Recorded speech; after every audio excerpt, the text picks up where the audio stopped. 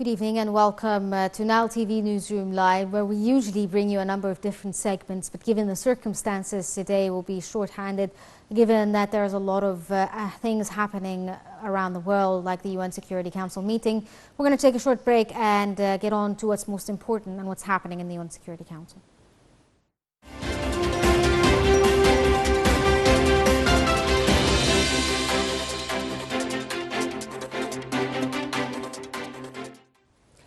And we start off with Foreign Minister Sameh Shoukry's speech at the UN Security Council, which was given earlier today. And the Security Council, that he spoke about the fact that there has been numerous aggressions and numerous grievances when it comes to the Palestinian side, when it comes to the Israelis doing a lot of things such as illegal settlements, aggressions, provocations, that led to the point that we're at today, and that Egypt has long said that this will lead to an increase on an escalation when it comes to the situation there.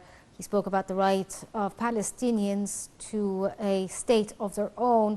He spoke about the immense backlash that the public is seeing when it comes to the amounts and the numbers of innocent civilians that have been left dead because of the war on Gaza. And he spoke a lot about the situation there and how dire it actually is.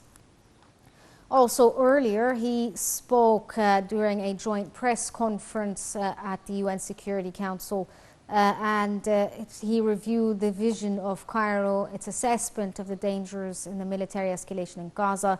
He also called for an immediate and permanent ceasefire in Gaza, as well as an end to the Israeli siege. The top diplomat reviewed efforts to protection of the Palestinian civilians there. And as you can see right now, this is the Saudi foreign minister speaking at the UN Security Council. To seriously revive the peace process that is credible. We are working for the future of our region, a better future for our region. We do hope that the region will enjoy peace, that prosperity will be guaranteed for all, and a better future will be guaranteed for the peoples of the region and succeeding generations. This is the peace that we aspire to, a sustainable peace that would guarantee the two-state solution and the establishment of a Palestinian state along the lines of 1967 that would achieve security, stability, and prosperity for all. I thank you. I thank His Highness Prince Faisal for his statement. I now give the floor to His Excellency Mr. Jean Asselborn, Minister of Foreign European Affairs of Luxembourg. Merci, Monsieur. Thank you, President. Thank you for having invited me to participate in this open debate. Nothing can justify the atrocities committed by Hamas terrorists and Islamic Jihad against Israeli civilians on the 7th of October. This barbarity that has shaken the world is something we condemn in the strongest terms. Luxembourg reaffirms unequivocally Israel's right to defend itself within the framework of international law.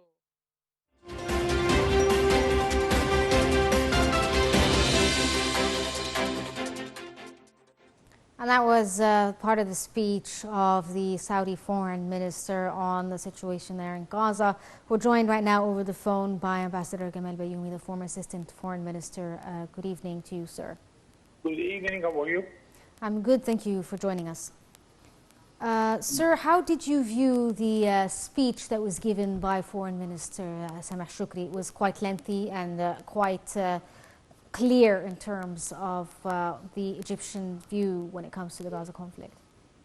It is another very important occasion in order to show our problem and disaster situation in the Middle East and the massacre against our brothers in Palestine, especially in Gaza. And we are doing all our efforts in order to support our brothers who are fighting for their life in Gaza and Palestine in general. So after the successful conference at Cairo, where we performed also all the opinions there, But after the failure of the Security Council last week to adopt the Russian proposal for resolution asking to stop killing, they were not asking anything which annoys Israel or the state. Yes. Anyway, now really there is a very good appearance and strong performance, either from Egypt or our brothers from all the Arab world, supporting us, the whole African continent, supporting us, the group of 77 of the developing countries, which is 139 countries. All of these countries are sympathizing the situation of Gaza and the Palestinians. I am not excluding friends in Europe or in America or anywhere else. But this is the main power behind the Palestinian question. Yes, sir. So I hope this will take place, that the mass media will give its intention to explore what is happening in a truthful way. Mr. Ambassador, the the foreign minister said that that Egypt is calling for a settlement to the Palestinian issue, and this is a quote, saying that liquidation through forced displacement is not the solution, and what is happening now is an accumulation of policies aimed at perpetuating the illegal occupation. What do you think of this statement, and do you think that this may have fell on deaf ears when it comes to Western countries, because they seem very unequivocal when it comes to how they view the situation? Our minister is absolutely right, and he's exploring what is in the real life, because we are living a disaster, but at the same time, it is a sort of a joke. People in Israel are asking Palestinians, the owner of the land, to leave their own country and their own home to live in another country, to invite a Russian Jew or an American Jew or a Jew coming from Europe, where his grandfather have never seen Palestine or had no relation with Palestine. Yes. Palestine, it was a part of the Egyptian history when Prophet Musa left Egypt with his followers, and he went there. Then the grandsons of those people of Musa, they are the Palestinians now, but they became Muslims. Yes. I cannot expect, I do not accept or imagine that a Russian Jew have any relation with Palestine. Yes. So this is really a sort of false history, false story, and unfortunately that some big powers are behind it and they support it for another reason, not because it is true, but because when Napoleon came to visit Palestine, he invited the Jewish community of Europe to come and occupy this part of the world in order to divide the Arab world into two parts, one, the Arab Maghreb and the Arab of Mashriq. So we will never accept this, and the most important thing now is to stop killing and to supply the Palestinians with what they need of water and food and medicine. And then we start pushing the whole world and convincing our neighbors, the Israelis, that it is not in their own benefit to continue this killing situation. Yes. Because as a matter of fact, the two-state solution, according to what the President of the United States said, is the only solution suits Israel. Imagine with me what will happen after 20 years from now if we continue with having one state. More than half of it are Palestinians, and the Israelis hate them, and they occupy the Golan Heights of Syria, and they are starting to act as an enemy to all their neighbors. Yes. What a future is this?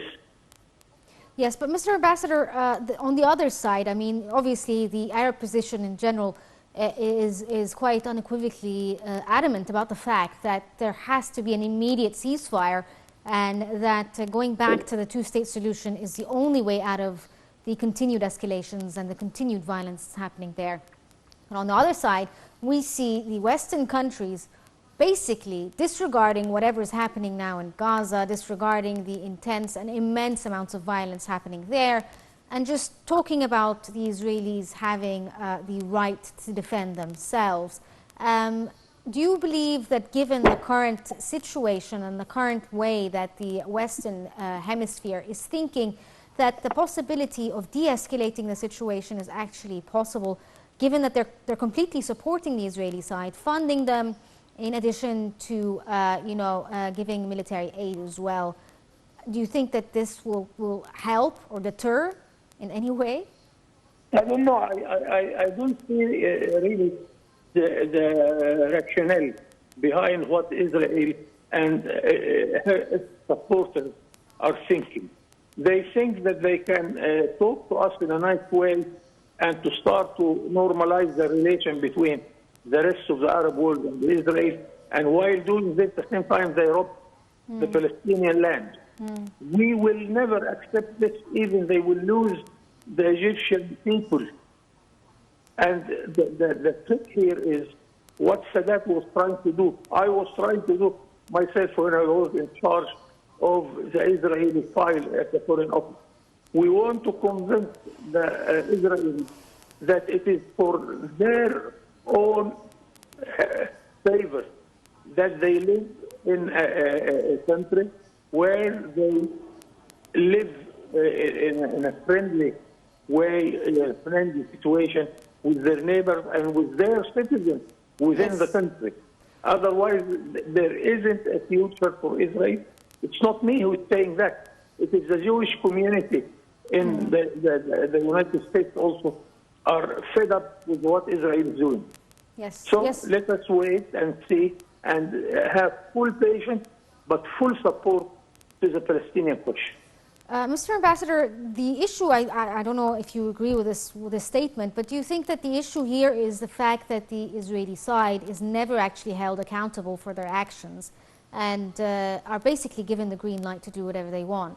Do you believe that if the West decides at some point that they will hold the Israelis accountable for their actions, there may actually be the ability to create the two-state solution actually in reality? Yeah, according to my experience, and I visited the Palestinian land several times, I think that there are Israelis who make reason. You can talk to them, and they are convinced that if they gain the friendship of Egypt, this is a very good deal for them.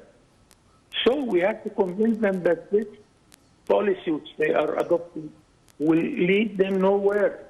No country can continue in a situation of hatred with all its neighbors and with half of their citizens. No way. But I believe that you can see here and there some reasonable Israel. I would go to the top because I met. The current government is not really reasonable. Shimon Peres was a man who can talk reason. Yes. That's why he was the man who signed the treaty with Egypt, the treaty with Jordan, and the treaty with Yasser Arafat in Oslo. We are not asking Israel to abide to the international law. We are asking Israel to abide to their own signatures on the Oslo Treaty in 1993. Yes. Sir, finally, could you tell us what you thought of the joint press conference when it came to the Arab ministers that was held on the sidelines of the UN? They spoke about the Arab position when it comes to Gaza. Yes, it's a good occasion also to show the Arab solidarity. The Arabs are standing strong behind the Palestinian cause, and we are not something light. We are 22 countries, 400 million. We are almost as the number of Europe, and we are very effective in our area, and no way that anybody in the world can neglect our position. Okay, Ambassador Gamal Bayoumi, thank you so much for joining us. That was Ambassador Gamal Bayoumi, the former Assistant Foreign Minister, giving us his insight and his take on what was happening at the UN Security Council earlier. And unfortunately, this brings us to the end of the Nile TV Newsroom Live, which was a special coverage given what is happening right now in Gaza and the UN Security Council. Thank you for watching and stay tuned for more.